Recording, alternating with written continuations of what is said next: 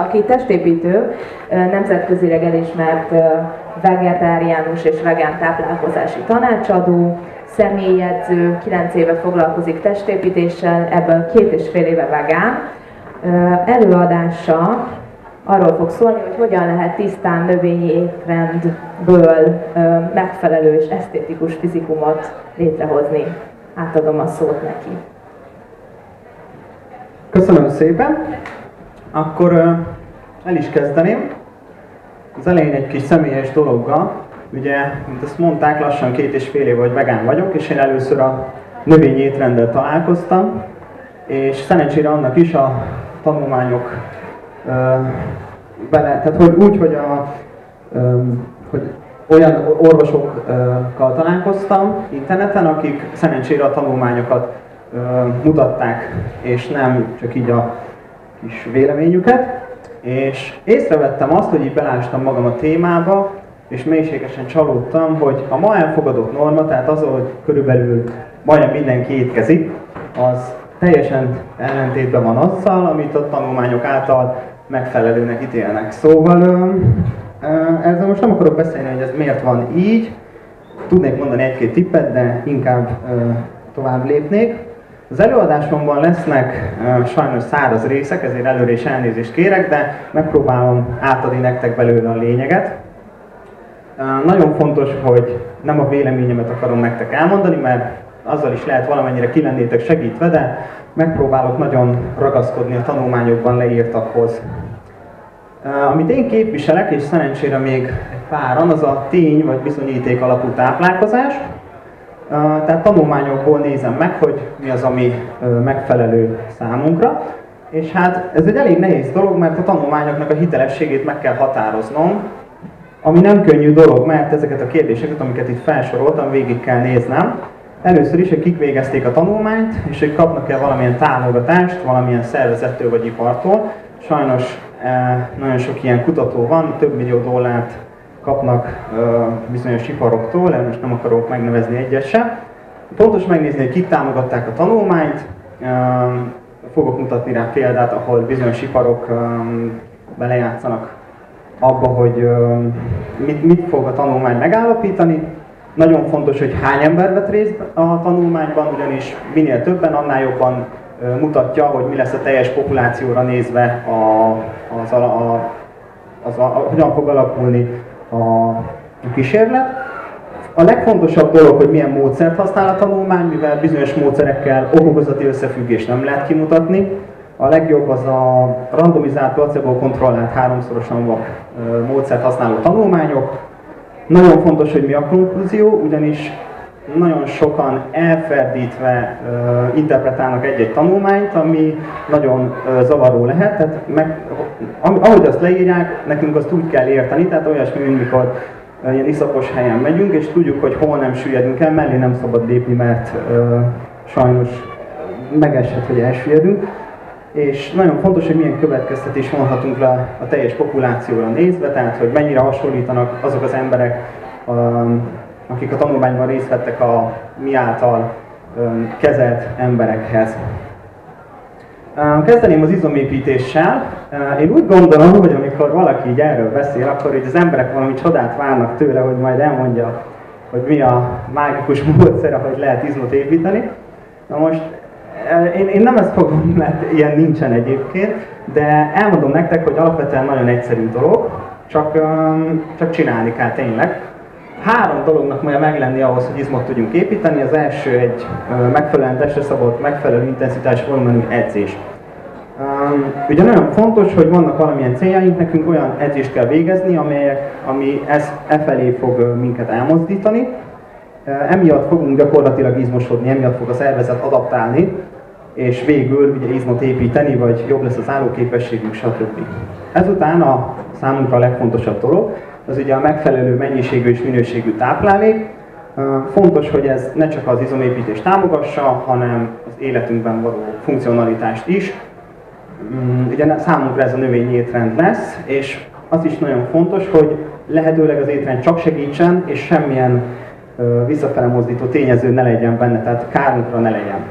És még egy nagyon fontos dolog, megfelelő mennyiségű és minőségű alvás-pihenés, tehát aki komolyan edz, annak kicsit többet kell aludnia, ami szerintem könnyen kivitelezhető, illetve edzések közötti pihenőidőre nagyon fontos, nagyon oda kell figyelni. Szerencsére növényi étrenden a regenerációs időnk nagyon lecsökken, úgyhogy szerencsére ilyen az izomláz az nem igazán lép föl, akármilyen erősen is, akármilyen keményen is edzünk. Ha ez a három dolog megvan, akkor az izomépítés lehetséges. Amit az emberek nem igazán tudnak hosszú távon kivitelezni, az tényleg az, hogy ezt mindig meg kell csinálni. Tehát az étrend az folyamatos, és az edzés az pedig vagy mindennapos, vagy nagyon rendszeres, tehát heti többször, és ezt sajnos néha akkor is meg kell csinálni, amikor éppen nincs kedved. És akkor is el kell menni ahhoz, hogy a hosszú távú célodat elérd, mert hogyha rövid távú céljaitok lennének, szerintem azt már megcsináltátok volna, és nem azért előadáson. Beszélnék még egy picit az edzésről magáról. Nagyon fontos testre szabott edzésterv. Vegyétek igénybe a hozzáértő személyedzők segítségét, mert nagyon sokféle változó van egy edzés során, és hogyha azokat jól állítjuk be, akkor a lehető leggyorsabban, leghatékonyabban fogjuk elérni a célunkat. De ha nem, akkor esetleg benne van az a veszély, hogy elveszítjük a motivációnkat, mert nem látjuk a haladást. Ugye ezért is van ott megfelelő intenzitás, illetve volumen, tehát egy edzés során az, hogy milyen gyakorlatokat végzünk, hány szériát, hány ismétlésszámot, mekkora tömeget használunk, mennyi két széria között a pihenőidő, hogy teljes úthosszún végezzük a gyakorlatokat, vagy csak felén. Tehát nagyon sok mindent lehet állítani, és ennek megfelelően lesz az eredmény is más. Az edzés, lehet sokaknak újat mondok, bemelegítéssel kezdődik. A testhőmérsékletét meg kell növelni, ugyanúgy az izmoknak és az izületeknek, amiket szeretnénk használni, be kell őket melegíteni. Utána gyakorlatok elvégzése helyesen. Nagyon fontos, hogy helyesen, mert ha nem helyesen végezzük el a gyakorlatokat, annak két óriási probléma léphet föl. Az egyik az, hogy lesérülünk. Ezt senki nem szeretné természetesen. A másik az pedig az, hogy ha nem úgy végezzük a gyakorlatokat, ahogy helyesen kellene, akkor lehet olyan probléma, hogy nem azokat az izmokat célozzuk meg, amiket szeretnénk, és akkor nem az eredményt fogjuk megalkotni, amit szeretnénk. És nagyon fontos a végén lenyújtunk, levezetés, ugye az izommunka után az izmok elkezdenek összehúzódni, és szerintem mindenki szeretné megőrizni a funkcionalitását, tehát ezért nagyon fontos nyújtani az izmokat, és a test hőmérsékletét szépen fokozatosan visszavinni a normálisra, illetve a pulzust is ugyanígy. És, hát ezt nem így kellene kinézni, igen, tehát a táplálkozás, ez számunkra a legfontosabb, úgyhogy vágjunk is ebbe bele. A fehérjével kezdenék, mert én minden fórumon hangoztatom, hogy én teljesen figyelmen kívül hagyom ezt, nem figyelek erre egyáltalán, és tényleg nem is kell figyelni, de valamiért, akik megtalálnak emberek, mindig ezzel kapcsolatos az első kérdés a fehérjével. Úgyhogy szeretném most kivégezni ezt a témát végre tényleg. 2016-os közlemény, a világ egyik legnagyobb dietetikai szervezete, ugye az Academy of Nutrition and Dietetics. Mit állítottak? Ezek az étrendek bármely életszakaszban lévő ember számára megfelelőek. Tehát ez az étrend, tehát a teljesen növényi is benne van, tökéletesen megfelel terhesség alatt, szoptatás, csecsemőkor, gyerekkor, időskor, és nagyon fontos sportolóknak is.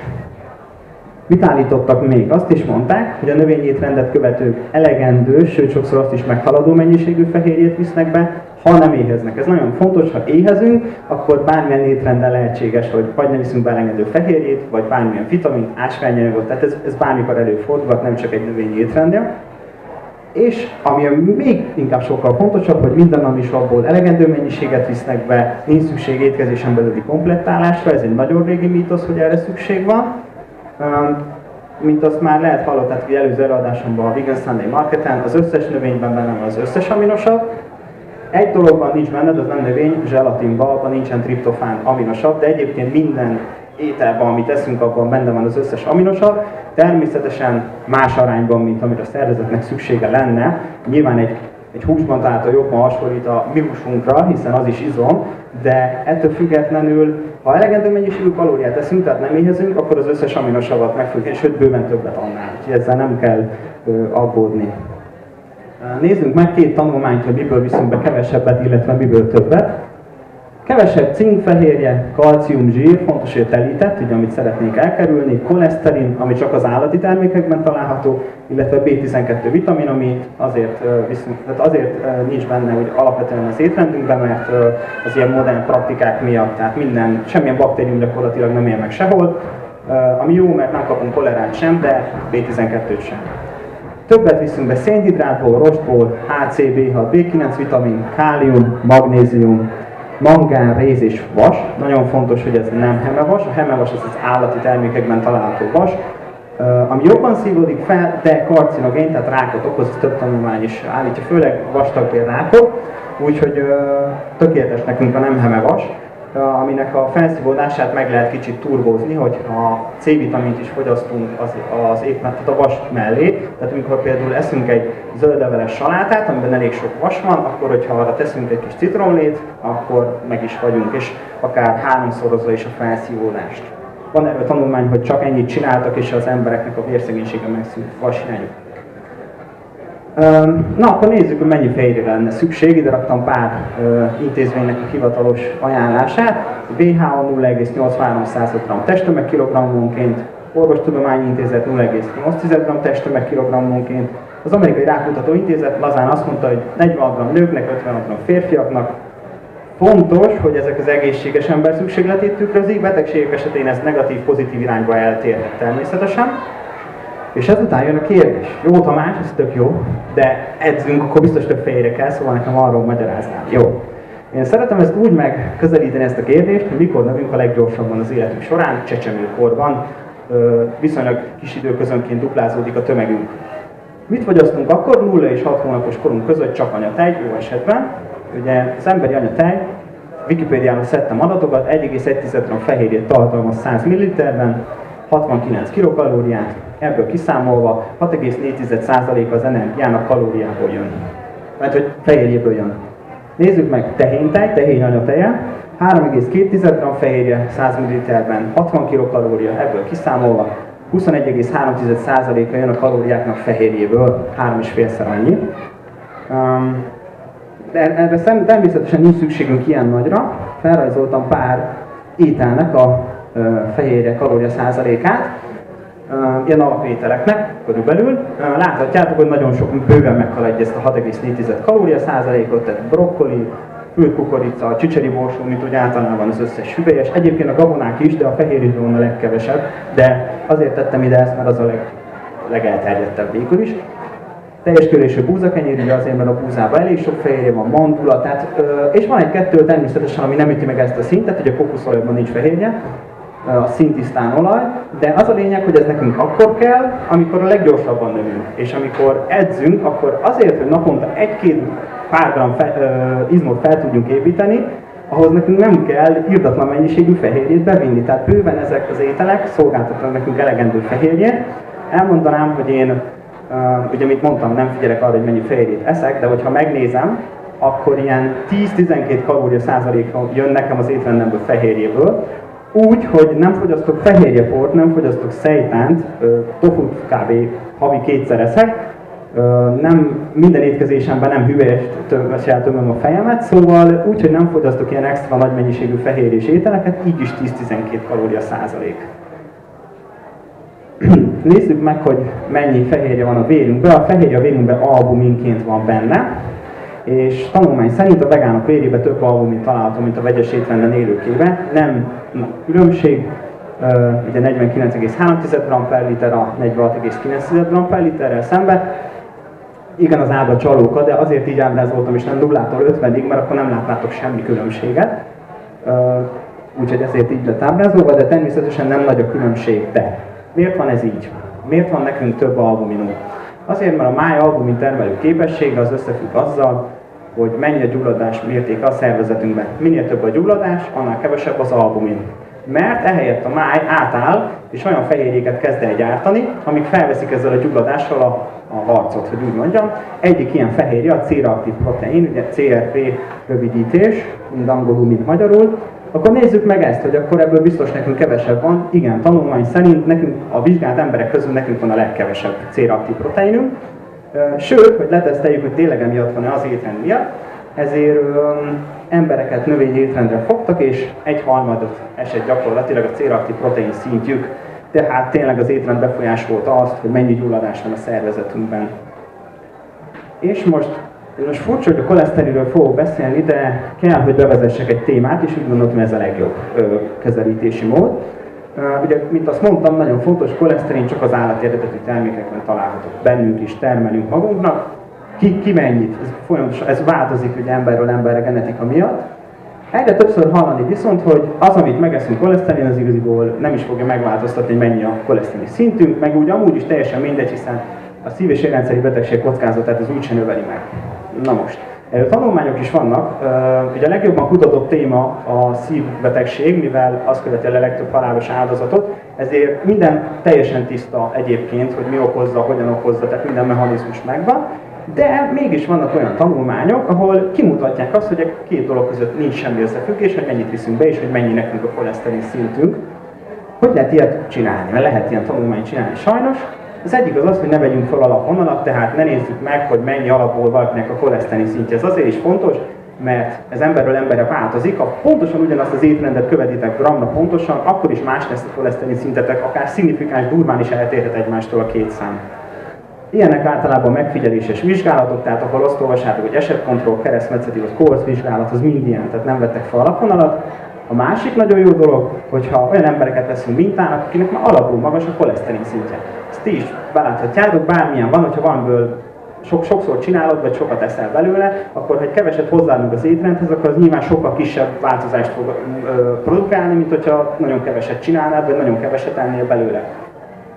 Vizsgáljuk meg ezt akkor az első alapvonal felvétele. 1979. júliusi tanulmány, tehát 1970-es évek óta tudjuk, hogy a keresztmetszeti módszert használó tanulmányok képtelenek kimutatni az összefüggést aközött, hogy mennyit eszünk koleszterint és mennyi lesz a koleszterin szintünk. Ebből a szerzők egyébként nem elég, hogy matematikailag bebizonyították, hogy ez így van, de mérési adatokkal is alátámasztották, hogy nem lehet kimutatni. A másik 92-es tanulmány, hogy azok a metaanalízisek sem megfelelőek erre a célra, amelyekben nincs felvéve alapvonal, tehát hogy összességében bármilyen tanulmány, amiben nincs, abban nem jó. Amiben nincs alapvonal, az nem jó erre az okokozati összefüggés kimutatására. A metaanalízis az olyan, amiben több tanulmányt egyszerre néznek meg, és abból próbálnak konklúziót levonni. Nézzünk is egy nagyon sokszor hivatkozott tanulmány, 21 keresztmetszeti módszer, tehát nem jó.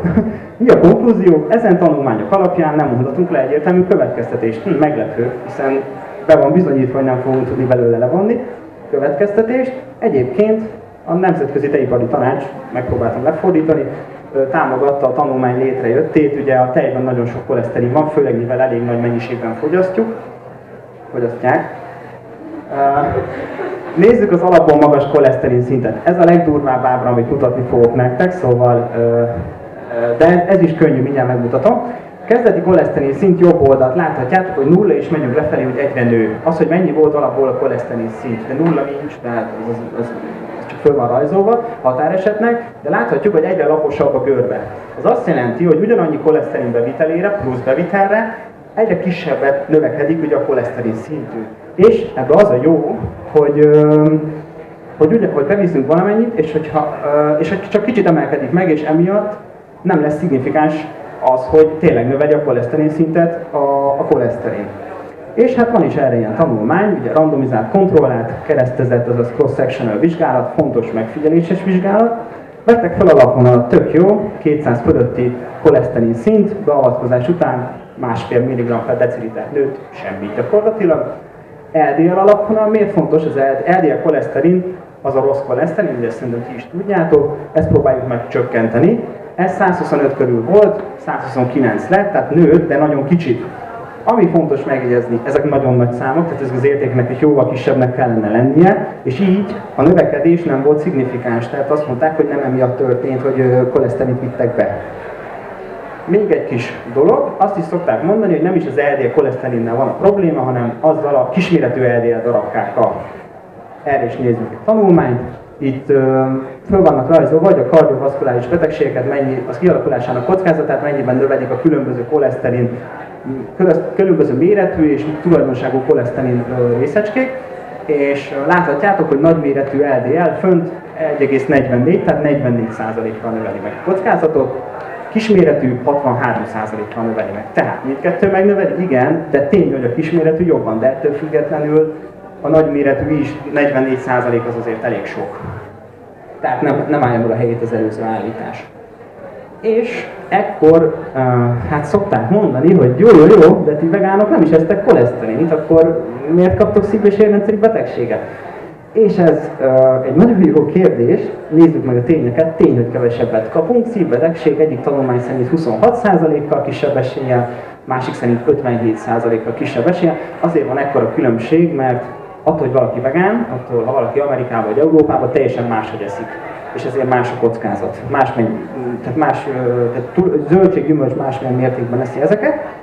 És akkor jön, hogy mi a bűnös, és ez az olaj, és most mindenki fejéhez kap, hogy ajaj, ezt is elveszik tőlem.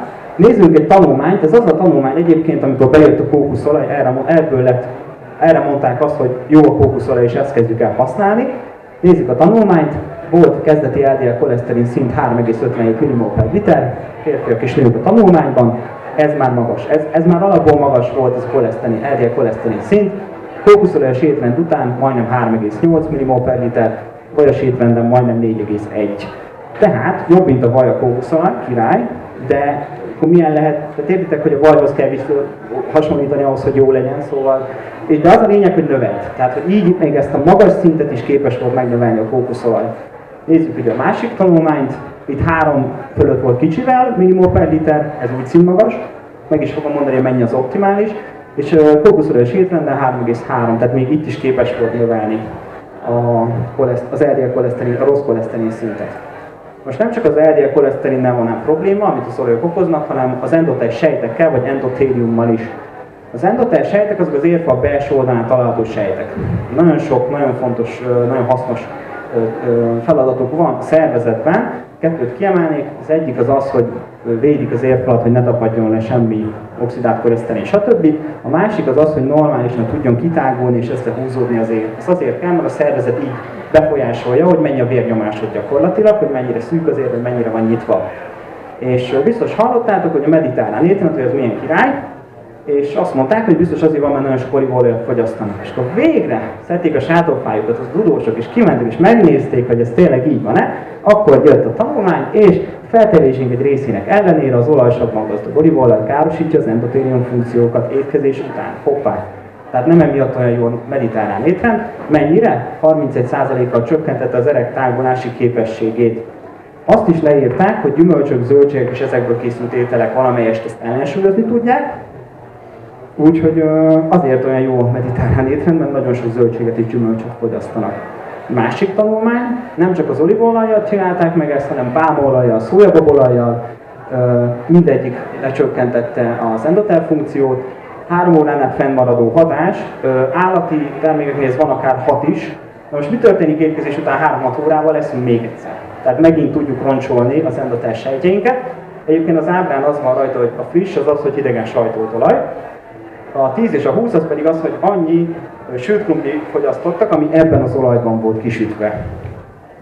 Még egy utolsó probléma, ez a véralvadás, hogy más szó a koaguláció, hogy a magas zsírtartalmú állati vagy növényi mindegy étkezés után felépő véralvadás. Itt van sok ábra, azt kérem, hogy létszer jobb alsót nézzétek, ezt a koaguláció faktor 7A. Étkezés ugye 0 óránál láthatjuk, hogy durván megnövekszik a koaguláció faktor, hogyha magas zsírtartalmú étkezést összehasonlítjuk az alacsony zsírtartalmú étkezéssel. Ha megnézzük, többi olajnál ez ugyanígy van, tehát nem csak olívaolaj, de ott a repce, napraforgó pálma, ott a vaj, és ott egy alacsony zsírtartalmú étkezés, láthatjátok, alig mozdul fölfele a koaguláció faktor, többinél viszont kb. 30 egységük is.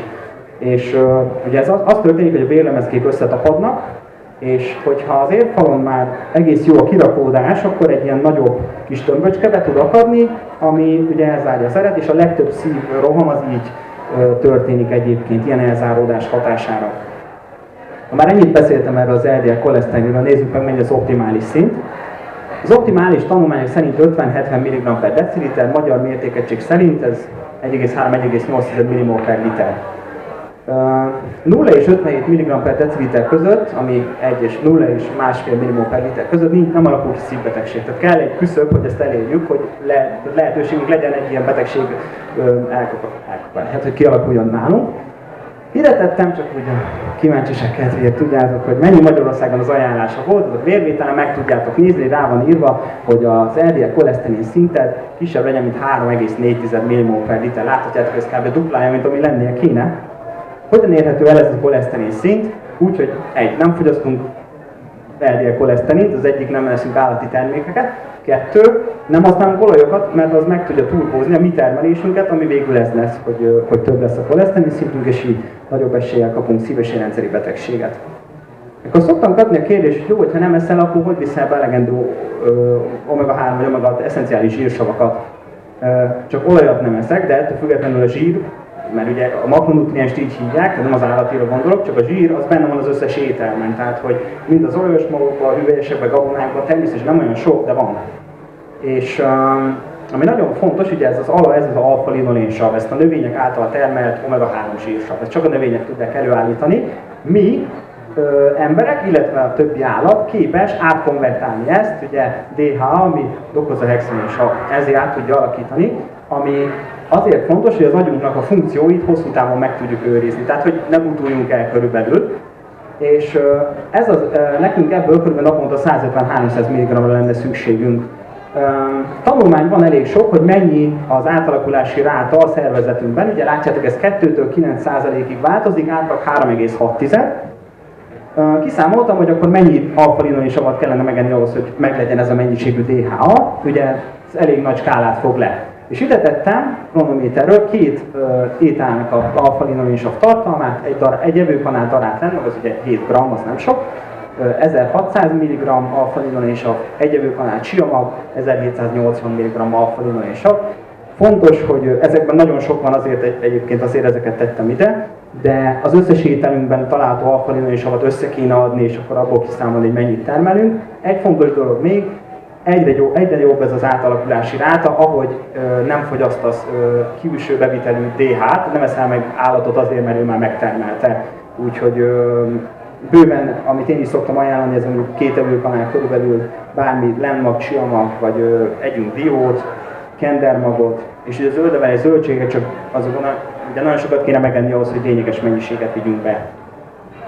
Kicsit még beszélnék tesztoszteronról, fontos izomépítés szempontjából eléggé, és mondani szokták, hogy vegánként úgyis lecsökken, és akkor nem tudsz izmot építeni, mert ugye az állati zsírokra, a koleszterinre van szükség. Nézzük a valóságot, tanulmány szerint a vegánoknak magasabb a tesztoszteron szintjük, úgyhogy kisebb a koleszterin szintünk, 17%-kal, és ugye sokkal kevesebb telített zsírt viszünk be. Fontos, hogy emellett az IGF-1 növekedési hormon szintünk alacsonyabb. Ez miért fontos? Az IGF-1 növekedési hormonszint tehát minél több, annál könnyebben alakul ki rák, nagyon sok rákkal összefüggésben van az IGF-1 növekedési hormonszintünk. Az állati termékek durván meg tudják növelni ezt a hormonszintet, illetve növényeknél az izolált szójafehérje nagymértékű fogyasztása is. Ha ezt átkonvertáljuk tofura, akkor az azt jelenteni, hogy mondjuk napi 5-ször nagyon-nagyon sok tofut, ha megeszel, az ugyanúgy meg tudja növelni, de ugye aki nem a tofu köré építi az étrendjét, az szerintem ezt nem fogja ezt elérni. Csak hogy lássátok, hogy tényleg úgy prezentálom az adatokat, nem úgy, hogy nekem jó, hanem az igazságot. Ott van, hogy fontos megemlíteni, hogy bár több a tesztoszteronunk, a szexuálhormonkötő globulin szintünk is magasabb, ami azt jelenti, hogy végül megköti a tesztoszteront, és a szabad tesztoszteron szintünk ugyanannyi, mint mindenki másnak. Tehát nem befolyásolja magyarul az étrend ezen része egyébként. Jönne egy nagyon fontos fogalom, ez a kalóriasűrűség, nem kell megérni, nagyon egyszerű dolog, annyi, hogy az ételben található kalóriákat leosztom a tömegével. Ez azért jó, mert kapok egy tömegfüggetlen számot, általában ez kilokalória per gram, ahogy én fogom most ábrázolni, ez kilokalória per 100 g. Itt van nagyon sok ételre a kalóriasűrűség. Ábrázoltam még kék vonallal a vizet, hogy hány gram víz van az ételben. Mondhatjuk, hogy folyamatosan csökken, kiugrik az avokádó, mert így elvileg ez egy gyümölcs, kiugrik a vaníliaékrém, mert az nagyrészt víz, de egyébként csökken, ahogy csökken, azért, mert a víz ugye 0 kalóriát tartalmaz, tehát egyre kevesebb van benne, egyre több olyan tápanyag tud benne lenni, aminek van kalória mennyisége. Kezdünk brokkolitól, és szépen fölmegyünk kókuszolajig. De itt az elején fontos kiemelem nektek, ott van a krumpli, a földkukorica, az édesbúranya, mind a 3 dologtól nagyon szoktak félni az emberek, pedig ha belegondoltok, hogy ha esztek földkrumplit, akkor az mennyire laktat, úgyhogy milyen keveset ettetek meg valójában, és nem tudom, miért félnek tőle fogyásnál az emberek. adok egy kis hát ez így sem fog látszódni, jó? Annyi a lényeg, hogy ugyanannyi kalória van egy evőkanál kókuszsírban, vagy bármilyen zsírban, vagy bármilyen olajban, mint 357 g brokkoliban. Nem igazán látszik a százalék, az a lényeg, hogy a bal oldali az ugye a kókuszolajé az egy evőkanálnyinak, 0,1% maximum a vitamin ásványanyag, ami benne van, és a másik oldalt viszont van olyan, ami 500-at meghaladja, van, ami közel van 500%-hoz, van 50, 60, 40, 30, egy csomó mindent beviszünk vitamint és ásványanyagot, hogyha ennyi brokkolit megeszünk. És ez azért nagyon fontos, mert itt rátérek arra, hogy általános diéták, fogyókúrák. Mindenki tudja, hogy ahhoz, hogy fogyjunk, több elhasznált kalória kell, mint amennyit megeszünk. Na most, ugye ebből mindenki arra következtet, hogy akkor kevesebbet kell lennem, ugye általában mi a tömegre gondolunk, kevesebb tömegű ételt kell lennem, ami végül egyenlő lesz azzal, hogy éhezni fogok, amit nem szeretünk. Most, hogy elmagyaráztam nektek, remélem megértettétek jól magyaráztam a kalóriasűrűséget, tudjuk, hogy ez nem feltétlenül igaz, hiszen tudunk nagyobb tömegű ételt enni, amiben mégis kevesebb kalória van, hogyha olyan ételeket választunk, aminek kisebb a kalóriasűrűsége. Ugye ez azért fontos, mert ha valaki fogyni szeretne, akkor ugye csökkenteni kell, ha valaki meg nőni, hízni, hogy úgy mondjam, ott növelni kell a kalóriasűrűséget. És hogy tudjuk csökkenteni? Hát úgy, hogy alacsony kalóriasűrűségű ételeket is preferálunk. Például több zöldséget eszünk, több gyümölcsöt, több, mint azt mutattam krumplit, tehát az előző ábrán. Ezeket elkezdjük többet fogyasztani, és próbáljuk mellőzni azokat, amiknek nagyon magas a kalóriasűrűsége. Tehát kevesebb olajos magot eszünk, például feldolgozott ételeket természetesen. Ha viszont szeretnénk hízni, például izomtömegnövelésnél, ugye többet enni az viszonylag könnyű. De van, aki azért azt mondja, hogy ennyit tudok enni, és már egyszerűen nem megy több. Akkor attól függetlenül még lehet növelni a kalóriákat úgy, hogyha olyan ételeket eszünk, amikben több van. Nem kell többet megenned, de mégis több lesz a kalória. Mi ez? Hát eszünk több ugye, gabonák vagy hüvelyesek lisztjéből készült ételeket, például csicseri borsó omlettet. Sokkal többet meg lehet abból lenni, mint csicseri borsó. A csicseri borsó sokkal jobban laktat, ezért is van lejjebb a skálán.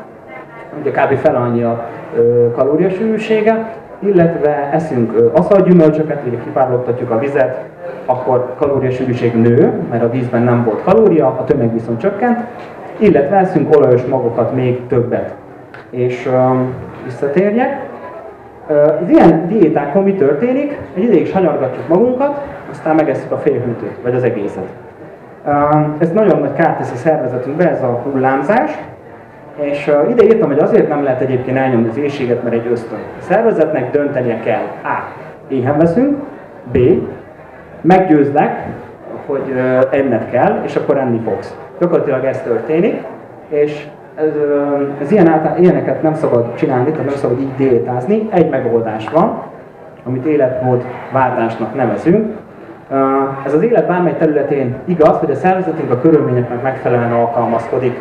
Tehát valamit csinálunk, a szervezet pedig ellen létrehoz egy eredményt. És hogyha az alapétrendünkön hízunk folyamatosan, akkor hogyha egy hónapig utána diétázunk, amivel leadjuk, és utána visszatérünk ugyanoda, vajon mi fog történni, visszaszedjünk. Hiszen eddig is ezt az eredményt alkotta meg nekünk ez az étrend. Ezért kell egy olyan étrendet követni, amivel a szervezetünknek a tömege be fog állni egy olyan számra, ami megfelelő, tehát ami egészséges, ez azt jelenti, hogy vékonyak fogunk lenni, mert genetikai, az embereknek szikának kéne lenni vékonynak, hogyha nem edzünk, ez nagyon fontos, és ugye az izomépítés is egy ilyen adaptáció, alkalmazkodik a szervezet, volt valami kemény megmérettetés, észrevett a szervezet, hogy hoppá, ez nekem nem ment olyan jól, erősödök, hogy következőleg ne legyen ekkora meglepetés, és ugye ezért tudunk felszedni például izmot, vagy ezért tudunk tovább több ideig futni, ugye az állóképesség is tud nőni, és igen, és ha megfelelő lesz az étrend, akkor az létrehozza azokat az eredményeket, amelyeket szeretnénk. Összefoglalnám, amiről beszéltem, nem akarok kiszaladni az időből. Az első és legfontosabb dolog, megfelelően testre szabott edzésterv. A célunknak megfelelően szeretnénk edzeni, azt szeretnénk, hogy minél gyorsabban eljussunk oda. Ehhez valószínűleg személyedző segítsége kelleni fog.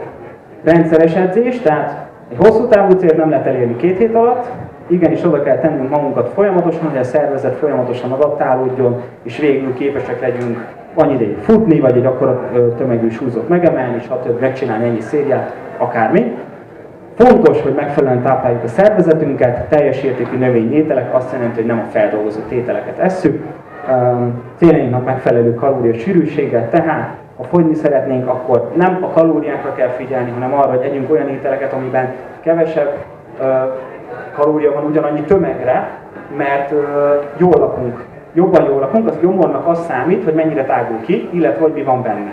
Ezért nem lesz jó mondjuk, ha csak zöldséget eszel, mert a gyomrod majd kidurran, de nincs benne szinte semennyi kalória. Ha meg csak olajat iszol, mondjuk egy tecit, abban van gyakorlatilag majdnem 900 kilokalória, az nagyon sok, csak éppen az alján a gyomrodnak lötyög az olaj. Tehát, hogy nem lett kitöltve. És ezért kell megtalálni azt, ami kellően kitölti, és kalória is van bent.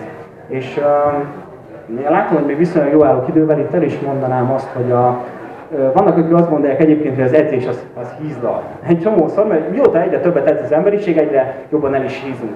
De ugye nyilván nem ez van, hanem az van, hogy ha rossz az étrendünk, és alapvetően híznánk vele, akkor ha elkezdünk edzeni, akkor alakítunk ki valamekkora ugye, deficitet, valamennyivel kevesebb kalóriát eszünk, mint kellene, de utána azt az étrendünkkel, mivel éhesek leszünk, sokkal könnyebben túllőjük, és akkor végül is rosszul jövünk ki belőle. Természetesen az edzés jóságát, a jó dolgait megkapjuk, de akkor is végül jobban hízunk. Ha viszont egy olyan étrenden vagy, amitől alapból fogynál, alapvetően nem is kell edzeni ahhoz, hogy tudjunk fogyni, tehát az étrend elegendő, de hogyha emellé még edzel is, akkor csinálsz egy nagyobb deficitet, és visszaeszel valamennyit, de mivel alapból nem eszel túl sokat, mert bár jól laksz, de kalóriák nem lesznek meg, ezért így tudod növelni ezt a deficitet, tehát végül is felgyorsítod a fogyást. Nagyon fontos az olajok elhagyása, mert, mint azt mutattam, nem egészséges ételek. Egyáltalán meg lehet érteni, hiszen egy nagyon feldolgozott ételről beszélünk, az olajat nem lakasztjuk, a vizet leöntik róla, vagy elpárologtatják, te csak olajat kaphatsz az üvegcsébe, ezzel elveszik minden, ami vízben oldódott, ugye vitamin, ásványanyag, bármi, flavonoidok, illetve a koleszterin szintünket sem szeretnénk megnövelni, az arcunkra is ki tud ülni a plusz olaj, azért van ez egyébként, mert kicsi az zsírigényünk, és ha szintisztán zsírt teszünk, olajat, akkor azzal nagyon könnyű túlnyomni, és gyakorlatilag az történik, hogy amit megeszel, az kiköt oda, ahol a szervezetet szeret hízni. És nagyon fontos, hogy nem diétázgatunk, hanem életmódot kell váltani ahhoz, hogy hosszú távú eredményt tudjunk elérni. És jól látom, ez is el lett rontva. Köszönöm a figyelmet, köszönöm, hogy meghallgattatok.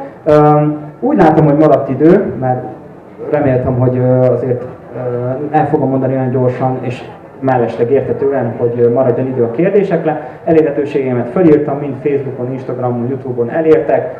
Ha bármiben tudok segíteni, akkor keressetek, akár személyes táplálkozási tanácsadás, akár edzés, és közösen elérjük a céljaitokat, úgyhogy nagyon szépen köszönöm.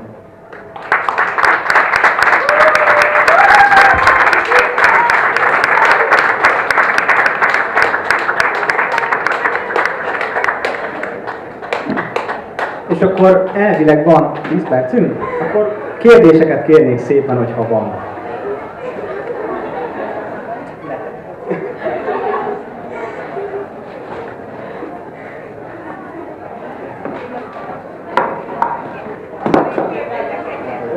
Igen? Oda vigyen, vagy hogy csináljuk?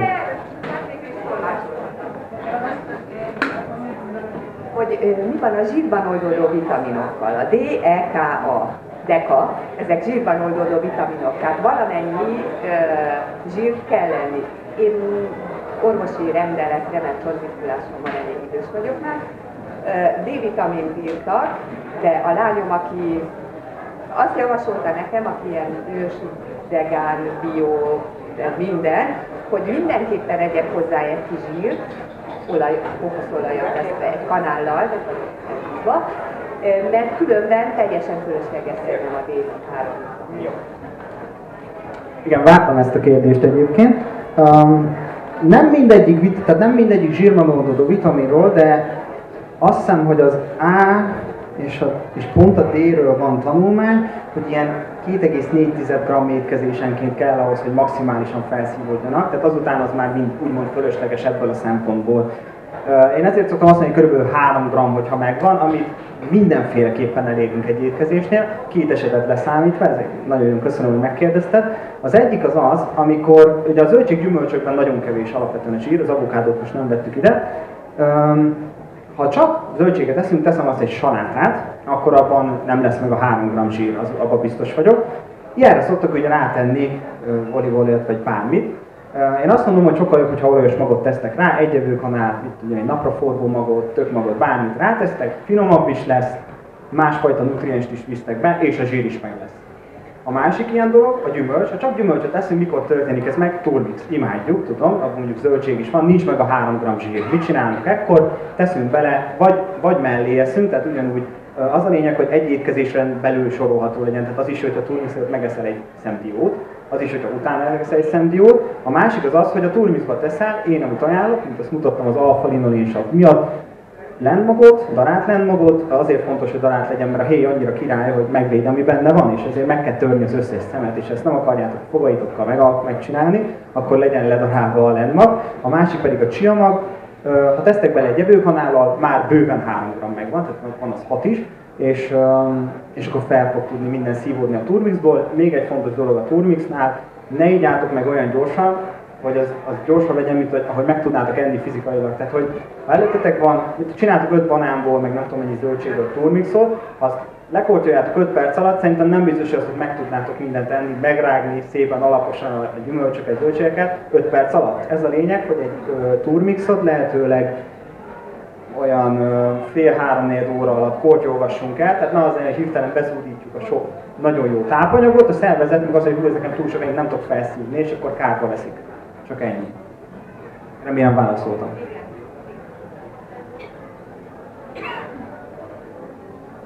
Igen? El lehet kérni az előadásnak az anyagát? Ennek el lehet? Jó, és mi a véleményed a fegyelmezésről és általában a funkcionális edzésről? Szóval az elején az, hogy el lehet kérni, természetesen, remélem fönn is lesz, és ott az összes tanulmány, meg ti is rá tudtok keresni, láthatjátok, hogy nem hazudtam. Nagyon fontos. A fegyelmezés ugye az alapvetően saját testsúlyos, tehát az a lényeg, hogy nem igazán használunk súlyokat. Tehát, hogy igen, húzódkodás, fekvőtámasz, vábolnyomás, kézenállás, ilyesmi. És a funkcionális edzés gyakorlatilag tényleg azt jelenti, hogy az edzésnek alapvetően funkcionálisnak kell lennie, tehát azt, amit el szeretnél élni cél, annak tükröznie kell az edzéstervnek, tehát aki izmot szeretné építeni, olyan edzésterv kell, aki meg futni szeretne, az nyilván nem a konditeremben lesz éjjel-nappal, hanem max, hogyha futópadon fut. Tehát szerintem tökéletes, attól függ, mi a célunk mindig. Tehát nem gondolom, hogy fegyelmezéssel fel tudunk nagyon durván hízni izomból. Azért nem, mert amint 12-nél gyakorlatilag több ismétlést végzünk egy gyakorlatnál, onnantól kezdve már nem igazán az izomtömeget fogja növelni, hanem inkább az állóképességünkre fog jó hatást gyakorolni, és a saját testsúlynál nagyon könnyű ezt elérni. Tehát, hogy 12 guggolás viszonylag kevés, szerintem átlagember szintjén is, vagy a húzódkodás nem biztos. 12 vektől szerintem, aki egy ideig csinálja, az is nagyon könnyen kivitelezhető, tehát elég könnyen el lehet érni ezt a kis 12-es számot, és onnantól kezdve már, ha megcsinálunk egyszerre 50-et, akkor az már egyáltalán nem az izmunkat fogja növeszteni. Úgy azért, hogy meglegyen a napi edzés, arra tökéletes, meg arra, hogy úgy tényleg ne fulladjunk ki, hogyha felszaladunk a lépcsőn, vagy ha elmegyünk vásárolni és veszünk 20 kg krumplit, azt el tudjuk cipelni a hátunkon, arra tökéletes, de arra, aki tényleg szép izmos szeretne lenni, annak szerintem ez kevés. Tehát oda már kellenek a plusz súly, amit magunkra teszünk, vagy hogy úgy végzünk kifejezetten gyakorlatot, hogy csak a súlyzóval, hogy meg tudjuk tényleg terhelni az izmot. Mert ha ez nem lesz meg, akkor nem izomépítés és nem erőnövekedés lesz belőle. Válaszoltam? Mert akkor odaadom még egyszer, és akkor specifikál egy kicsit, hogy mit.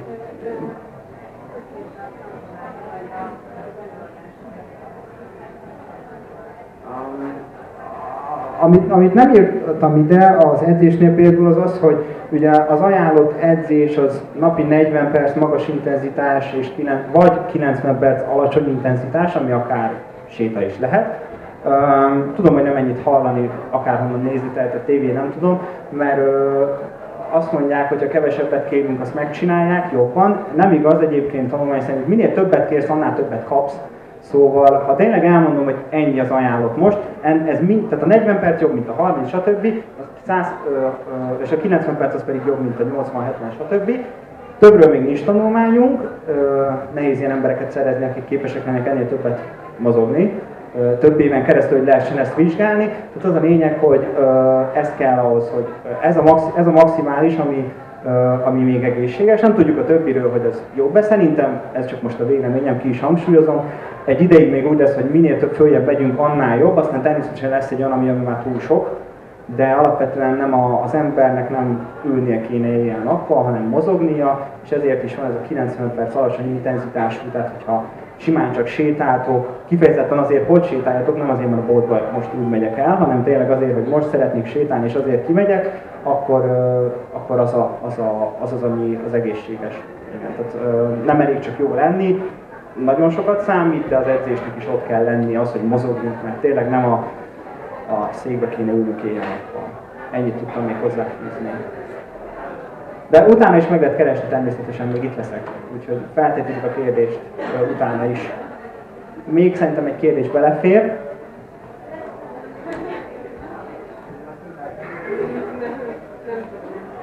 Egyébként nekem az a kérdésem, hogy az ideális étrend az úgy hogyan épül fel így működések szempontjában, mert mint hogy az elhangzott, hogy minden egészséges, de az viszont nem, hogy konkrétan mi egészséges. Jó, oké, ezt nagyon gyorsan összefoglalva 2 percben. Ahogy én szoktam mondani, 4+1+1 ételcsoport, tehát gabona, hüvelyes, zöldség, gyümölcs. Ez az első 4, a plusz 1 pedig az olajos mag, és még egy plusz 1 a gombák, ami nem növény, hanem gomba az gomba. Fontos nutriensek vannak benne, természetesen nem baj, ha valaki nem szereti gombát és egész életében nem eszi, de hogyha szereted, akkor tudod, hogy ez jó. Illetve ugye, tehát alapvetően az a fontos, hogy az ételeinket, tehát a táplálkozásunkat azt keményítő tartalmú ételek közé rendezzük, azok, amik jól lakhatnak gyakorlatilag. Ezek ugye a gabonák, a hüvelyesek, hüvelyes nagyon fontos, illetve ugye a krumpli, édesburgonya, tök. Gyakorlatilag ezekben van keményítő, ezek, amik jól lakhatnak, és emellé eszünk zöldséget, gyümölcsöt és valamennyi olajos magot. Tehát alapvetően így néz ki. Ha én elgondolkozok azon, hogy mit szeretnék enni, akkor mindig az első, hogy megtalálom ugye vagy a gabona, vagy a hüvelyes, tehát vagy a gabona, és vagy a hüvelyes, és vagy a krumplis dolgok közül az, hogy mit szeretnék enni. Tehát ennék valami olyat, amiben gabona van hüvelyessel, vagy ennék most kifejezetten csak krumplit valami salátával, vagy ennék nem tudom, tehát így gondolkozok én azon, hogy mit szeretnék enni, vagy mondjuk teljes kőésű kenyér és rá babpást épom. Tehát, hogy mindig így gondolkozok, hogy mit szeretnék enni, és emellé eszek még gyümölcsöt, zöldséget, nyilván a gyümölcsöt nem emellé, tehát ezt úgy önmagában szoktam alapvetően, de zöldséget például egy ilyen teljes kőésű kenyér és babpást épom, vagy humusz mellé, egy salátát tökéletesen be lehet iktatni, gyakorlatilag ennyi. Tehát, hogy ezt így variálva és megtalálva azt, hogy ki mennyi. Tehát, hogy aki fogyni szeretne, annak egy kicsit több zöldség, aki meg hízni szeretne, oda egy kicsit több olajos mag, mint ahogy azt mondtam. Körülbelül ennyi. Egyébként tényleg nem nehéz alapvetően ez az egész. Ha ezekből az ételcsoportokból válogattok, akkor nem igazán lehet elrontani. Nem tudom, hogy beleférem még egy. Jó, oké, akkor... Vagy 2 gyors, oké. Nekem még egy olyan kérdésem lenne, hogy a gyümölcsöt azt külön kell enni, lehet-e együtt tenni más ételeket, és mikor? Igen. Hát a gyümölcs az, hogy mivel együk, az attól függ, hogy tolerálunk. Van, aki nem tudja együtt tenni, például gabonával vagy bármivel, van, aki, mint hogy egy sütivel, van, aki meg igen. Én alapvetően szeretem úgy külön enni. Erről most így hirtelen tanulmányt nem fogok zsebemből előrántani. Illetve az, hogy mikor, az nem igazán lényeges, hogy így mondjam. Én ajánlom, hogy mondjuk reggel, hogy meginduljon a nap, ahhoz mondjuk teljesen nem úgy. Ahhoz, hogy meginduljon a nap, ahhoz nagyon jó indítás például tehát bármilyen gyümölcsöt enni. Illetve annyi, hogy szerintem most arra céloztuk, hogy este szabad-e enni, Szabad természetesen, annyi, hogy ugye azt annyit kell megérteni a gyümölcsöknél, hogy ugye egyszerű cukrot, fruktózt tartalmaznak, de ott van mellette a rost is, ezért lassabban szívódik föl, de mégis gyorsabban, mint hogyha fogsz egy krumplit, amiben ott a keményítő, és elkezded ugye egyesével lecsípkedni a glükózt, az sokkal lassabban szívódik fel, egy gyümölcs ennél azért gyorsabban. Én alapvetően azt mondom, hogy lehet természetesen este is enni, ez tényleg attól függ, hogy ki hogyan reagál erre, de ha valaki, mit tudjam én, ettől már tényleg esetleg tudna hízni, amit nagyon kétle, akkor próbálj meg ne este enni, de addig bármikor. Tehát, hogy körülbelül így ennyi tudnék a gyümölcsökről. Még egy kérdések a gyorsan? Nem? Szóltam. És mondom, ezután, hogy leteszem a mikrofon, nyugodtan jöhettek, és még kérdezhetek egy csomó mindent. Szívesen válaszolok. Úgyhogy még egyszer nagyon köszönöm a kérdéseket, meg azt, hogy meghallgattatok, remélem hasznos volt. Föl lesz az előadásom, meg tudjátok nézni, rá tudtok keresni mindenre, úgyhogy köszönöm még egyszer.